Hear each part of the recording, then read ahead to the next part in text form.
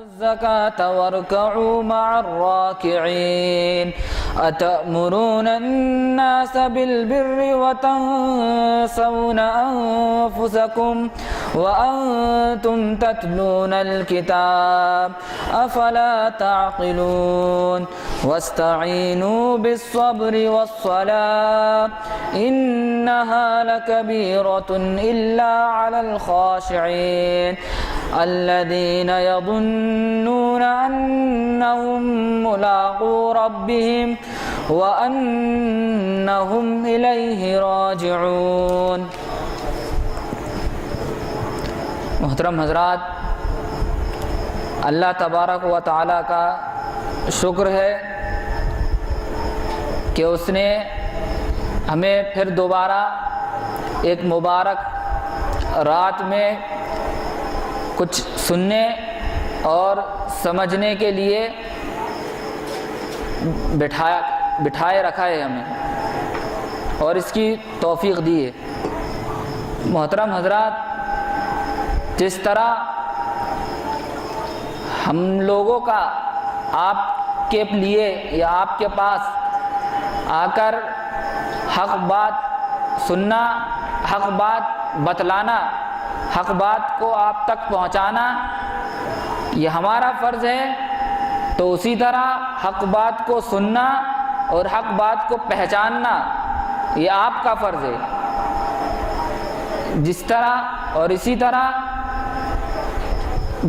یہاں پر آ کے ہمارا آپ کے سامنے حق بیان کرنا، حق بات پیش کرنا، اللہ کا پیغام آپ تک پہنچانا باعث ثواب ہے، اسی طرح آپ کا یہاں پر بیٹھ کر حق بات کو سننا، سماعت کرنا اور اس کو پہچاننا بھی باعث ثواب ہے۔ یہ صرف فالتو نہیں بیٹھے ہوئے ہیں اپن، بلکہ اس میں بیٹھنے میں بھی ہمارا ثواب ہے اور اس کو اپنی زندگی میں لائیں گے تو پھر انشاءاللہ ہمارا ثواب جاری رہے گا۔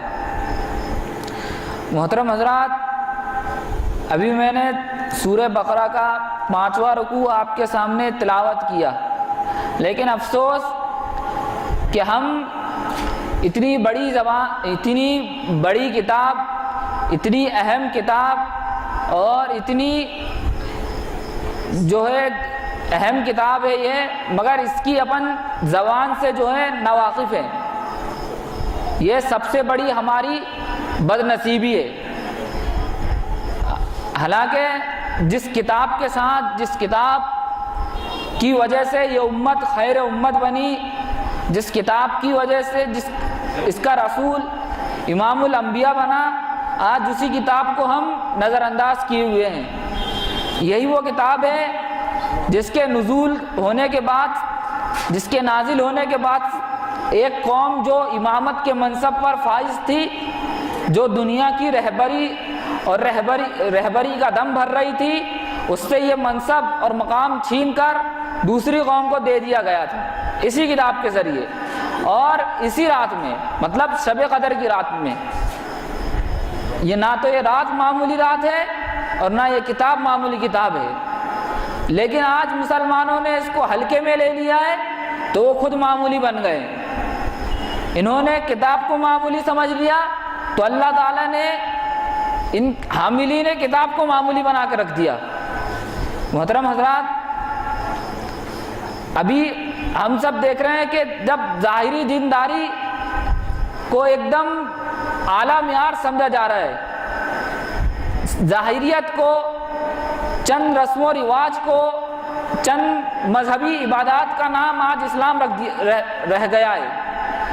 ہمارے معاشرے میں، ہمارے سماج میں، ہماری سماجی جو تقریبات ہوتی ہیں، جو جیسے شادی بیاہ، ان تمام چیزوں میں اللہ اور رسول کا دور دور تک کا واسطہ نہیں ہے۔ کہیں سے کہیں تک بھی ہمیں اللہ اور رسول نظر نہیں آئے گا۔ اللہ اور رسول کو ہم نے صرف مسجد کی 4 دیواری کے اندر لا کے بند کر دیا ہے کہ بس اللہ اور رسول اسی دائرے کے اندر رہیں گے، اس کے باہر ہماری ان کو کوئی ضرورت نہیں ہے، وہ صرف یہیں پر اچھے لگتے ہیں، یہیں پر رہنا چاہیے بس۔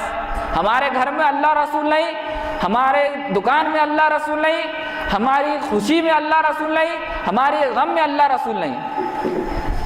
یہ جو آج ہماری ایک دم بری حالات ہیں جو میں نے آپ کے سامنے بیان کی ہے، اور ابھی جیسا کہ آپ دیکھ رہے ہیں آج 27ویں شب قدر ہے، جس طرح میچ میں نہیں ہوتا فائنل میچ، اسی طرح آج کا یہ دن بھی فائنل دن ہے، اور جس طرح آئی پی ایل میں لوگوں کو خرید کے پلیئرز کو دور کہاں کے پلیئر کو خرید کے ٹیم والے خریدتے ہیں، اس طرح ایسا رمضان میں بھی ہوتا ہے، کہاں سے حافظ صاحب کو بلایا جاتا ہے، ان کو بولی لگائی جاتی ہے۔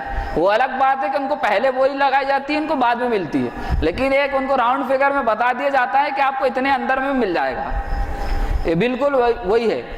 اس کے بعد پھر جس طرح عام میچوں میں اگر کوئی کھیلتا ہے تو اس کو مین آف دا میچ تھوڑا بہت رہتا ہے، اور جو فائنل میں مار لیتا ہے تو اس کو تھوڑا ایک دم زیادہ رہتا ہے۔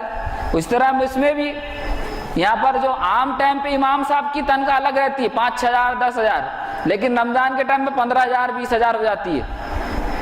یہ آج ہماری آپ کی یہ جو ہے صورت حال ہے۔ اللہ تبارک و تعالیٰ نے اس کی پہلی آیت میں یہ بتایا ہے کہ اللہ تعالیٰ بنی اسرائیل کو خطاب کر کے فرما رہا ہے کہ تم اے بنی اسرائیل ذرا خیال کرو میری اس نعمت کا جو میں نے تم کو عطا کی تھی، میرے ساتھ تمہارا جو عہد تھا اسے تم پورا کرو تو میرا جو عہد تمہارے ساتھ اسے میں پورا کروں، اور مجھی سے ڈرو، اور میں نے جو کتاب بھیجی ہے اس پر ایمان لاؤ، یہ اس کتاب کی تائید میں ہے جو تمہارے پاس پہلے سے موجود ہے، لہذا سب سے پہلے تم ہی اس کے منکر نہ بن جاؤ، اور تھوڑی قیمت پر میری آیات کو نہ بیچ ڈالو۔ یہاں پر اس طرح کم سے کم قرآن مجید میں 8 آیتوں میں انبیاء اکرام اپنی قوم کو خطاب کر کے فرماتے ہیں کہ میں تم سے کوئی اجر نہیں مانگتا، میں تم سے کوئی اجرت نہیں مانگتا۔ اور آپ دیکھیں یہ جو تراویح ہے، یہ ظاہر بات ہے دنیا کا کام نہیں ہے، یہ تراویح پڑھنا دین کا کام ہے، اور تراویح پڑھانا دین کا کام ہے۔ اور انبیاء اکرام نے جو کہا ہے اپنی قوم سے کہ میں تم سے کوئی اجرت نہیں مانگتا، یہ بھی دین کے کام کے متعلق کہا ہے۔ تو لہٰذا دین کے کام میں نہ تو دین کا کام کرنے کے لیے پیسہ دینا پڑتا ہے، نہ تو دین کا کام کرنے کے لیے پیسہ لینا پڑتا ہے۔ دین کے کام میں نہ تو پیسے لیے جاتے ہیں اور نہ پیسے دیے جاتے ہیں۔ اس طرح اس آیت میں بتایا گیا ہے کہ وَلَا تَشْتَرُوا بِآيَاتِي ثَمَنًا قَلِيلًا، کہ میری آیتوں کو چند قیمت کے عوض نہ بیچ ڈالو۔ تو گزشتہ سال ایک صاحب بولنے لگے کہ چند قیمت میں نہیں خریدنا چاہیے بلکہ بڑے اس میں خریدے تو چلتا ہے۔ یہاں پر قرآن میں چھوٹے اس میں مت خریدو بولا اللہ تعالیٰ نے، لیکن بڑے اس میں خرید لیں گے تو چلے گا۔ اب اس کا ایک تو وہ جواب ہے قرآن کا کہ اللہ تعالیٰ نے فرمایا کہ اپنے ماں باپ کو اف تک مت کہو، اف مت کہو۔ اب اس کا یہ مطلب ہے کہ مارو دھاڑو، مارو پیٹو لیکن اف مت کہو۔ اب ایسا تو نہیں ہوئے گا نا۔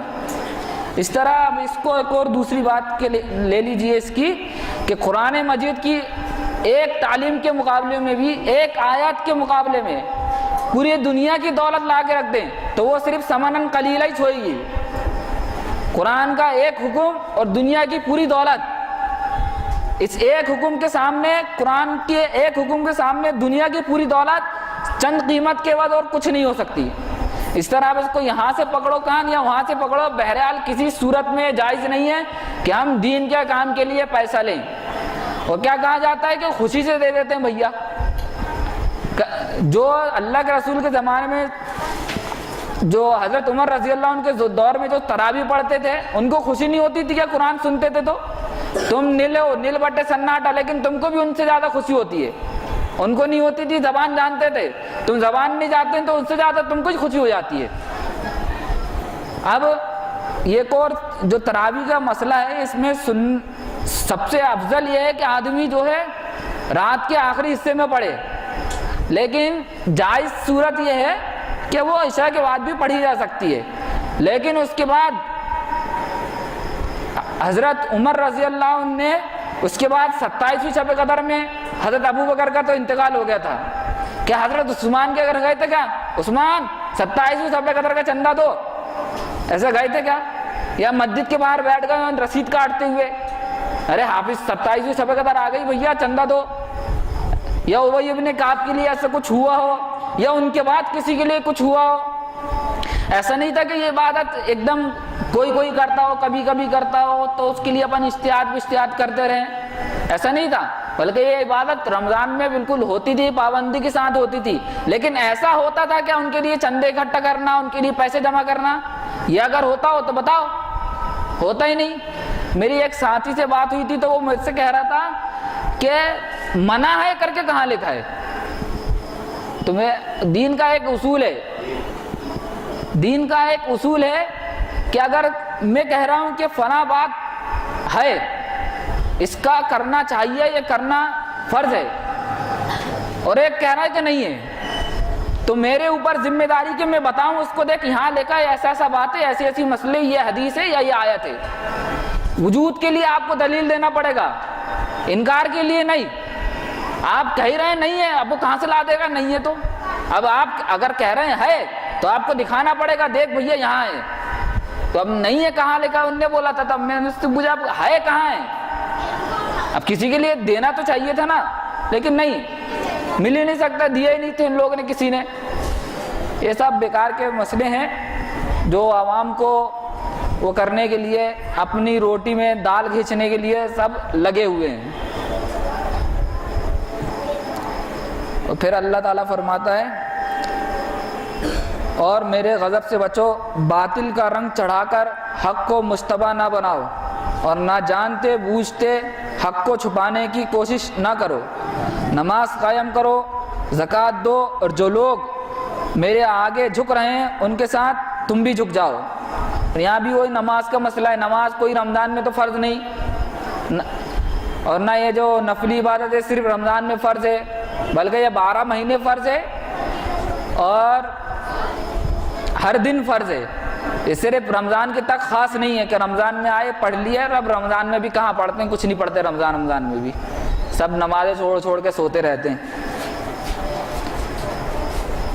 پھر تم دوسروں کو تو نیکی کا راستہ اختیار کرنے کے لیے کہتے ہو مگر اپنے آپ کو بھول جاتے ہو، حالانکہ تم کتاب کی تلاوت کرتے ہو، کیا تم عقل سے بالکل ہی کام نہیں لیتے؟ صبر اور نماز سے مدد لو، بے شک نماز ایک سخت مشکل کام ہے، مگر ان فرما بردار بندوں کے لیے مشکل نہیں ہے جو سمجھتے ہیں کہ آخرکار انہیں اپنے رب سے ملنا اور اسی کی طرف پلٹ کر جانا ہے۔ یہ جو تصور ہے، جب تک کہ ہمارے ذہن میں نہیں ہوگا کہ ہمیں اللہ کے پاس جانا ہے، آخرت میں ہمیں اللہ کو جواب دینا ہے، تب تک ہم عبادت میں پابندی تسلسل نہیں لا سکتے، خضوع پیدا نہیں کر سکتے۔ یہی ایک ایسا تصور ہے جو انسان کو دانستہ طور پر اور نادانستہ طور پر، اجالے میں اور اندھیرے میں، تنہائی میں اور لوگوں کے سامنے برائی کرنے سے روکتا ہے، کیونکہ آدمی سامنے جو اچھا بنا رہے اور تنہائی میں برے کام کرتے رہے، غلط کاری کرتے رہے، تو وہ اس کو اگر یہ تصور نہیں رہے گا تو وہ ایسے ہی ہوگا، ریاکاری کرے گا، سامنے کچھ اور پیچھے کچھ۔ لیکن جب یہ تصور انسان کے اندر آ جائے گا کہ آخرت میں اس کو اللہ کے پاس جواب دینا ہے، اس سے اللہ تعالیٰ سوال کرے گا، تو پھر وہ اپنی زندگی کو سدھارنے کے لیے تنہائی میں بھی ویسا رہے گا جیسا وہ لوگوں کے سامنے رہتا ہے۔ تنہائی کی زندگی اور اس کی جلوت کی زندگی دونوں ایک جیسی ہوگی، الگ الگ نہیں ہونے کی۔ اللہ تبارک و تعالیٰ سے دعا ہے کہ اللہ تعالیٰ ہم کو صحیح معنوں میں قرآن کو سمجھنے والا مسلمان بنائے اور صحیح معنوں میں قرآن پر عمل کرنے والا مسلمان بنائے۔ آمین۔ وآخر دعوانا ان الحمد للہ رب العالمین۔